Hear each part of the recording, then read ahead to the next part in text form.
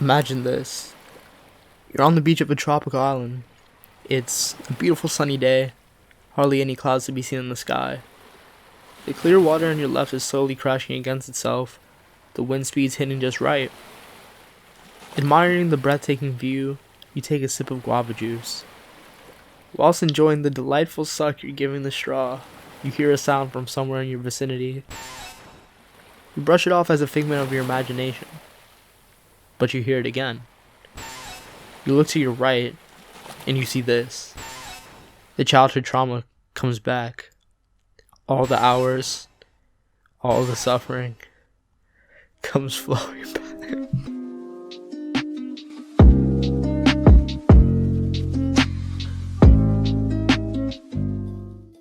Hey everyone, welcome to the second part of this series. Yay! So, starting off this video, we're in the Viridian Forest, and trust me when I say I enjoy this game, because I do, but this game definitely has some awful areas, and this is for sure one of them. So, back when I was way younger, I was a dumbass who didn't know better. Not much has really changed, as you can tell. So, I would go on YouTube and I would watch a bunch of footage of this game. And there's this one video, and essentially all it is someone playing the game like normal, and then they go all the way into the back of the Viridian Forest, and they manage to find a Bulbasaur. So, me being gullible, I spent way more time than I'd like to disclose sitting in this forest, looking for a Pokemon like it was Mew at the back of the truck. If you know, you know. Okay, second reason why I don't like this place. Literally, this battle is the exact epitome. I was gonna sit in here and give a long explanation, but literally watching the footage back is exactly why I don't like it here. Literally, Metapod will sit here and use Harden for as long as it can to make your life harder, and just, I know I could run away, but like, bro, what are we doing here, bro? Can I pass, please? So, watching all this footage back in post made me really realize that I don't pay attention at all when I'm playing this game. Cause now apparently I have a Caterpie named Bitch, and I have no idea why, but I'ma take it, I'ma roll with it, and hopefully it's a tank. So, I know I'm all over the place right now, but I want to get a few last words in before I leave this hell. So, it kind of goes back to the hunting for the Bulbasaur story, but one of the other Pokemon I spent way too much time trying to find here was this fucking yellow rat. So, bear with me here. The Bulbasaur thing was me being a fucking idiot, but Pikachu, literally the staple of the franchise, has one of the lowest chances of being encountered in this forest. I can only think of the amount of time I spent here looking for this fucking yellow rat, only to not use him in the late game. So, out of pure curiosity to what the chances of encountering him were, I looked it up, and to my surprise, Pikachu has a 5% chance of being encountered. 5%! What the fuck? Also, this thing evolved. Yay. So, you'd probably think, or at least I would probably think, that I would know this game well enough by now to know where I get the items that I need to progress forward. But apparently I don't, since I took the time and the liberty of talking to everyone in Pewter just to get jack shit. So, I'ma just move on to Brock. I think this gym is definitely one of the reasons why I wish this game came way later. I feel like it was definitely before its time in both good and bad ways, because like, it definitely can't compare to the show, I understand that, but like, look at the layout of this versus the show. It's like, it's hard to compare the two, but like, come on, bruh. Anyways, like, as we get into this battle and I just sweep the whole entire gym with my Bulbasaur, I think the game is solid overall, but like, some of these decisions are very questionable for sure. Like, fucking anime itself doesn't even have enough black characters as it should, and when Pokemon has the prime opportunity to make a cool black character like Brock, this is what they do? Like, come on, bruh. What is this? And don't get me wrong at all, bruh. Brock is literally the homie. Look at the man's drip. Y'all can never. But like, look at my man's eyes, bruh. They literally look like the less than and greater than signs. When they were making his character designs, they were worried about the wrong calculations, bruh. Okay, so one thing that I brushed over earlier that I'm going to take the time to talk about now is prizes for completing certain parts of the Pokedex. So basically, every time you reach a certain number of Pokemon registered within the Pokedex, you'll get specific prizes from NPCs that we can interact with later in the game. So I'm going to just take the time to list the different ones now. So, starting at 10 Pokemon within the Pokedex, we'll get HMO 5, which is Flash. Essentially, that allows us to, like, illuminate caves and whatever, which can definitely come in handy later. For 20, we get the Everstone. Literally, I don't know why they give this to us. This is ass. I don't want it, nor do I need it. Moving on to 30 Pokemon, we have the Item Finder. That's more for, like, collectors and everyone who wants to find items in the game. Personally, I don't see a use for it. But getting into the good stuff now, we have the Amulet Coin at 40 Pokemon. Essentially what that allows is every time you beat someone in battle, the amount of money that you get from them, like for winning the battle, is doubled. And moving on to the final thing, and probably the most useful out of all of these, is the XP share. That is at 50 Pokemon registered within the Pokedex, and essentially what that allows for you to do is place it on a Pokemon, and even if they're not in battle, they still get experience for being there, so you don't really have to switch train at all, which is a big benefit and definitely something that will be helpful down the line for evolving or just late game levels. One thing I never got was like the shape of this Onyx. Like how, like, I guess it like doesn't have bones, right? But like how does it, like, it looks like an S, bruh. Like that shape just doesn't, unless it's like slim thick, I guess, but like shit. Alright, so we took down the Onyx, not enough XP to level us up again, but we'll probably in the next battle get enough to evolve.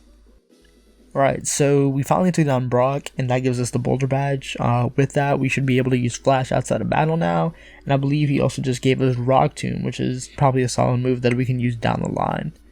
So, like, for our first gym battle, that's actually pretty good, but, like, down the line is gonna get definitely a bit rough, and hopefully I don't have to ever redo any of them, but, like, let's see what happens. Anyways, we just got the running shoes, which is fucking amazing, because literally without that, just walking around at that point, I don't know, bro, it is hidden different. For y'all, I can just speed it up, but, like, for me, just having to walk everywhere, now I can run, it's a blessing, bro. Thank you, Mom.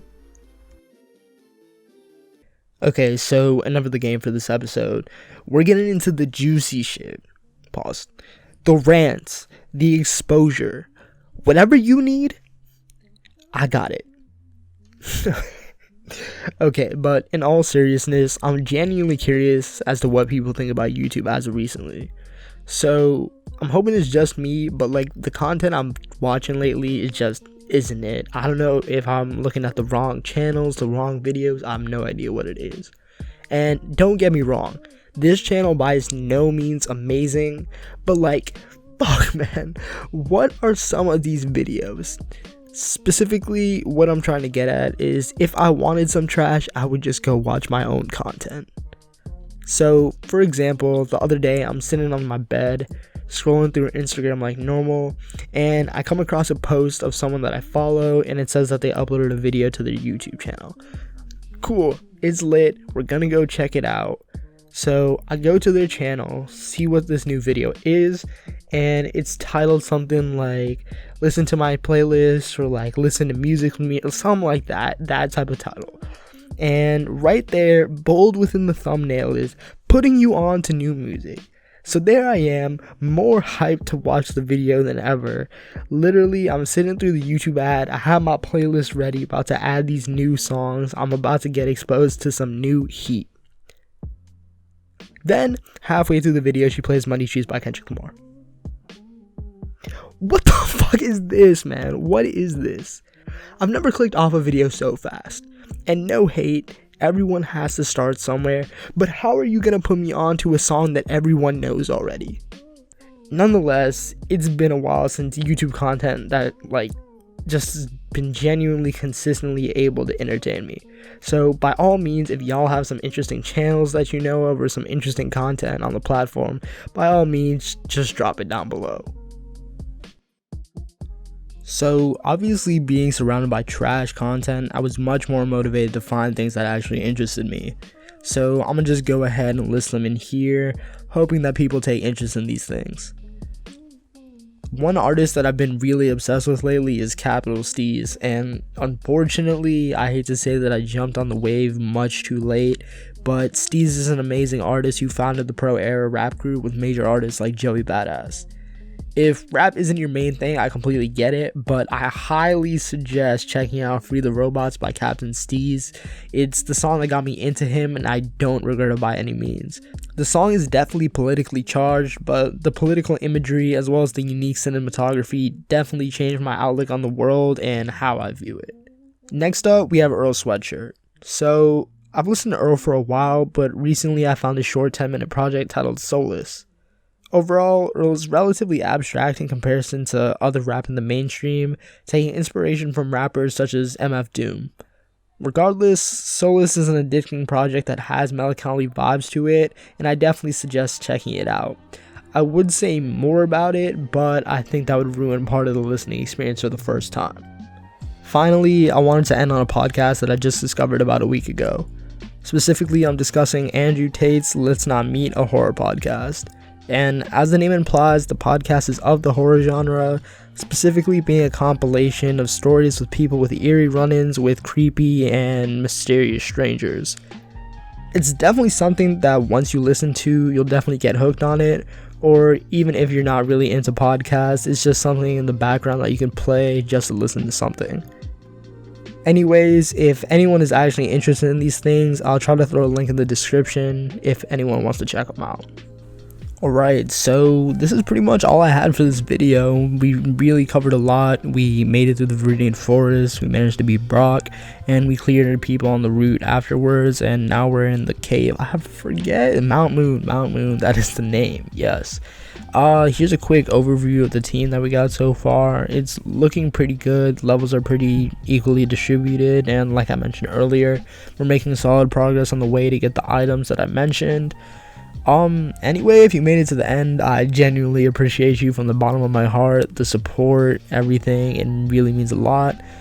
In the next one, we'll beat Mount Moon. Honestly, don't know how we're gonna go far from there. Nonetheless, have a good one, everyone, and thank you for watching. Bye!